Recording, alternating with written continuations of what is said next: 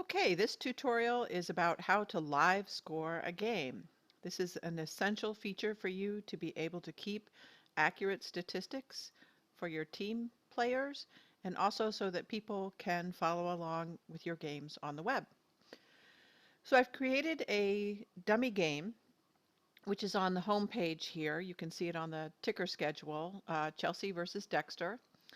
And if I click that, it takes you to the actual game incidents itself. It's got its own part, basically done by game number. And uh, the game is here. You have basically the stats, standing, things like that, all in one spot. Oops. And you can see below that it's waiting for some statistics to populate. The game ID, which is here, is actually what this page is. It's all driven off the game ID that's assigned to this game. So let's go ahead and look at live scoring. This is what the page will look like to most people. Since you're all members of Sports Engine and our organization, you want to sign in and then come over here on the right and click Edit Mode so that it's on. With edit mode on, things will turn yellow and you'll see pop up above the game dialog this new box in yellow, which is the scoring opportunity. You can see that the game status itself is scheduled. You can see scheduled, in progress, or final. Right now it's scheduled. And here you have three options or two options to score. Live score, quick score, those can be both done uh, at game time, or edit stats, which allows you to just go back in and manually edit statistics. Uh, we're going to live score, which you need a PC with an internet connection to do and to be logged in as a coach. This option is not available to anyone who is not a registered and authorized coach. My recommendation is that the home team should do the live scoring because we only want one person live scoring at a time. So when the dialog opens, you see that we have the right game, Chelsea versus Dexter. The game details, we have the date and time. It's for 9 p.m. It's a scheduled game with two 30-minute periods. We're not going to track play locations. I would always leave that alone. It's enabled as live scoring. The venue you can put in.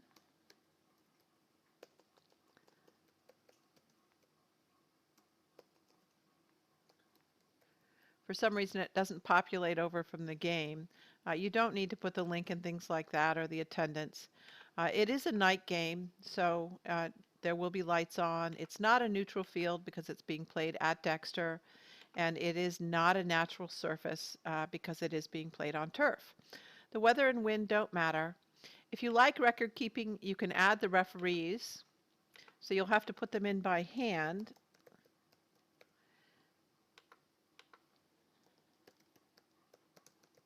So let's say we do that.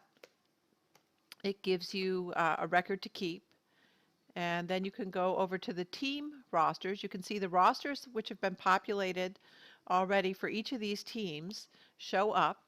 And you can select all the players, none of the players, or you can go through and pick.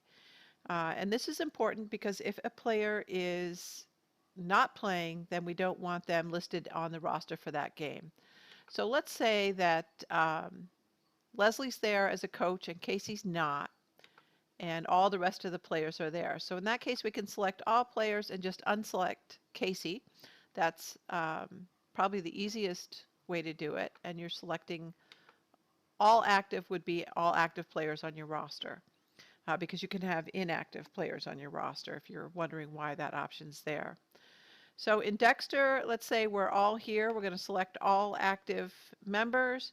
But let's say Maggie Olson as a coach is not there, and Amy Binder's not there. And now we have our roster set. But you'll see the goalies are selected also. Nina Foppel has been selected here, and but she doesn't self-populate to starting goalie. You do need to select who your starting goalie is because some teams can have two goalies, like Dexter has here. And in this case, you would need to select who the starting goalie is for that game. So once you have that, we'll go back to game details, save the game details. Your game has been saved. Now it's time to score the game. You select up here, Score Game, and that opens up this dialog. Now that we're in the dialog, you'll see that there's a first period with a clock for 30 minutes. One thing to note is that this is a manual clock. This is not an automatic clock, unfortunately. So you have to go through and make your plays and assign times as you go. So you'll have to watch the rotating clock for the game.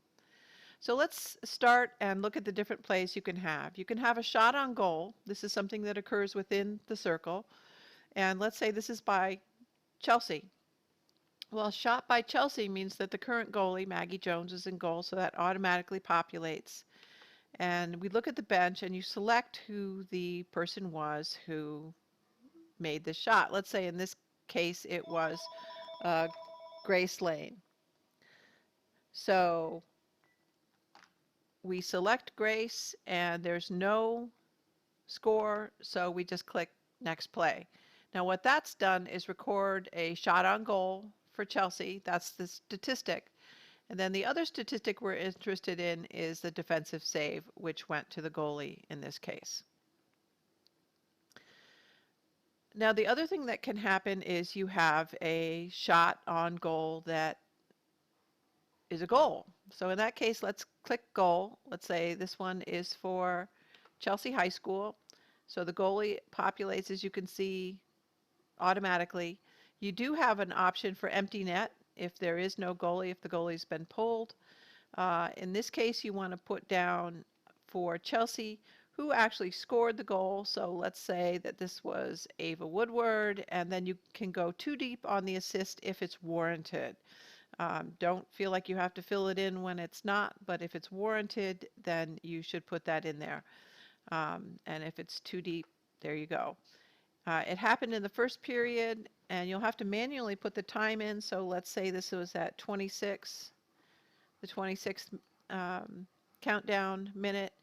And then you see select play action. Now it's important to note that we're using an ice hockey format because it allows us to do statistics.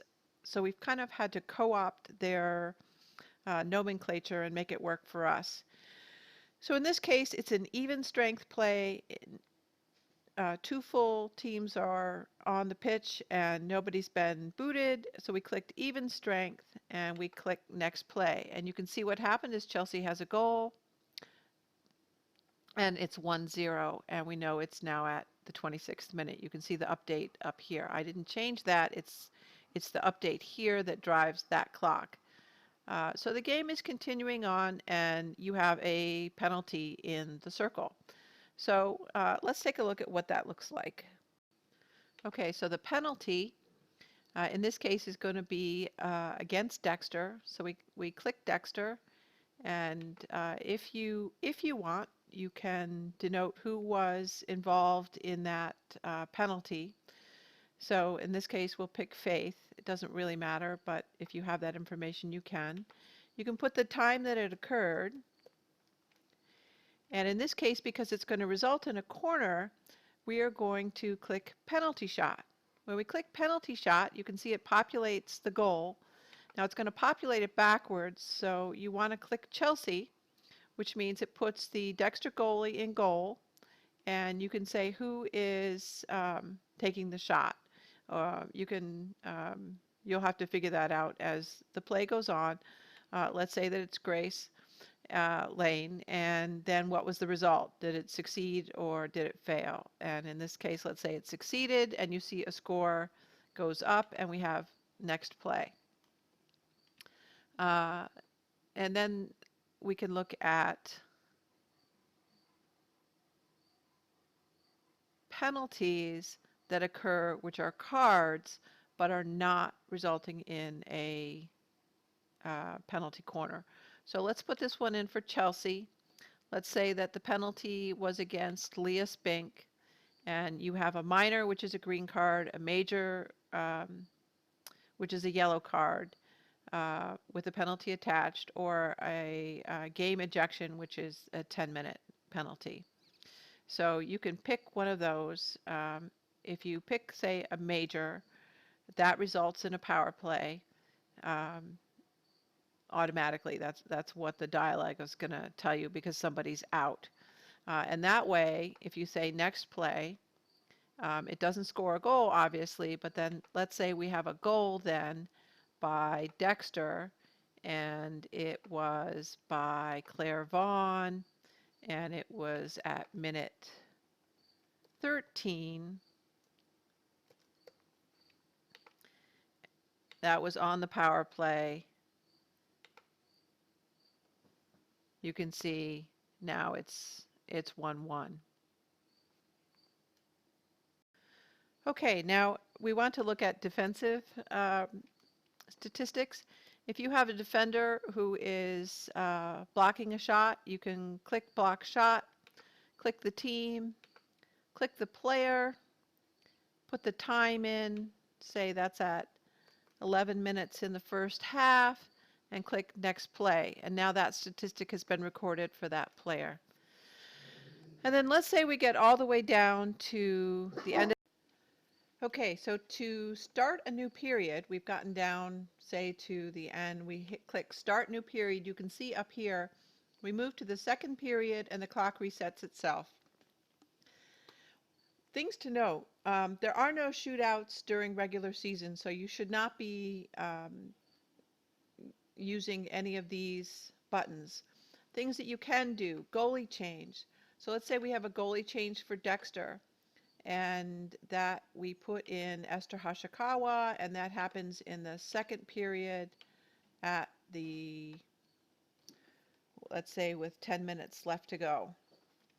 You can hit next play, and basically what will happen is it will register a statistic for that goalkeeper, actually for both goalkeepers in terms of minutes played, which is important in their stats. So I think that gives you a pretty good idea of what stats look like in live action or live scorekeeping, and hopefully that helps everyone move forward. If there are any questions, as always, just contact me. At the very end, make sure you finalize your game. Got to have your referee sign off. You can just put their name in there, click Finalize Game, and now those statistics will populate.